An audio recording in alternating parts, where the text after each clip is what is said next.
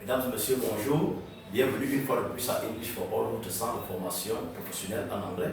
Je suis Christian Zier, formateur traducteur. Dans cette nouvelle vidéo, nous allons apprendre comment traduire ces pronoms indéfinis en anglais. Tout, toutes, tous et toutes. Alors, tout dépend du sens qu'ils ont ou de ce à quoi ils renvoient. Donc, avant de les traduire, il est question d'analyser le sens ou alors ce à quoi ils renvoient. Alors, premièrement, on va les traduire en anglais par all lorsqu'on exprime l'ensemble ou la totalité d'une entité. Nous avons quelques exemples au tableau pour mieux illustrer nos explications. Dans la première phrase, nous avons They took all his money. Ils ont pris tout son argent. Vous voyez qu'ici, on parle de l'ensemble ou de la totalité des sous dont la personne disposait.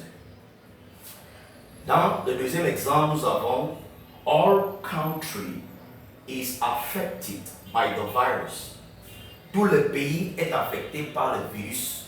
Donc nous parlons ici de l'ensemble du territoire national qui est affecté par le dit virus.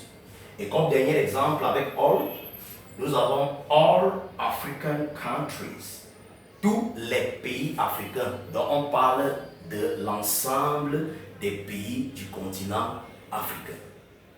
Alors, deuxièmement, ils seront traduits par every, au sens de chaque, ou alors lorsqu'ils renvoient à l'individualité ou à la singularité. Comme exemple, nous avons everybody must have an identity card. Tout le monde doit avoir une carte d'identité. Ici, le tout-ci renvoie à chacun. Quand on dit tout le monde, c'est au sens de chacun, chaque personne. Donc ça renvoie à l'individualité. Donc ici, on ne peut pas dire all body. All body signifie plutôt tout le corps. Donc c'est différent.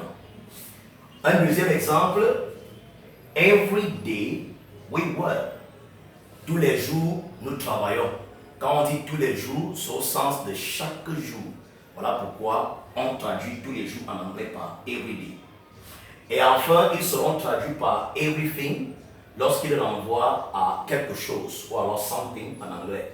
Par exemple, everything is clear now. Tout est clair maintenant. Le tout s'y renvoie à quelque chose. C'est quelque chose qui est clair. C'est une situation qui est claire. Donc on ne peut pas dire all is clear now. Et comme dernier exemple, nous avons tell me everything. Dis-moi tout. Le tout s'y renvoie à quelque chose. Dis-moi quelque chose ou dis-moi des choses. Donc le tout qui renvoie à quelque chose, c'est traduit par everything.